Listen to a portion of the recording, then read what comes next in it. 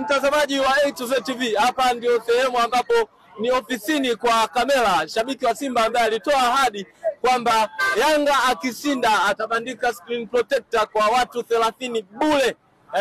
Na watu wamekuja bana, ameshindwa kubandika, watu wamepita na protector, wameondoka na makava. Nataka tujue sasa, ndugu yetu yuko kwenye hali gani? Kamera, kwanza pole kwa aliyokukuta. Asante sana ndugu yangu. Mashabiki wa Yanga Africans wameamua ni filisi ofisi yangu. Wamebeba posta zote, serikali najua inaona nilichofanywa.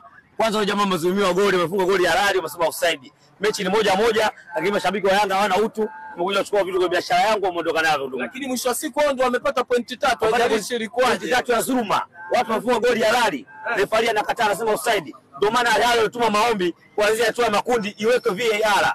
Magoli halali kama yale yangekagua VAR, ile ilikuwa goli halali. Lakini mashabiki wa Yanga hawana utu na binadamu. Wamekuja kuvamia ofisi kwangu, wamechukua protector na makava, ambapo hadi niliweka kweli wakipata magoli ya halali ningewakia kwa ustaarabu, lakini wamevunja sheria, wamechukua kwa nguvu zote. Ulikuwa unagoma kwa nani? Kwa bandikia protector tumeona hapa, unagoma kwa wekea protector ndugu zako. Nilikuwa na holi ahidi, nilikuwa nagoma kwa sababu wale jamaa wamezulumiwa goli la halali, wamefunga goli, refari anasema offside. Ingekuwa VAR mechi ya leo, goli la Farabat ni goli halali, clear kabisa goli. Kwamba ile ni goli halali. Goli halali, refari amebeba Yanga Africans na mashabiki wa Yanga ambao hawana utu na binadamu, hawajafikiria kwamba ile goli lilikuwa halali, mechi ni 1-1. Kwa macho ya nyama mechi ni 1-1, lakini hawajajua hilo. Wamekuja kwa ofisi yangu, wamevamia, wamechukua protector na makava. Lakini usiseme kwamba umevamiwa, kwa sababu mwanzo wewe ndio ulitoa ahadi ukasema watu waje. Tena ukasema wakikuuzi utawapa na chaji.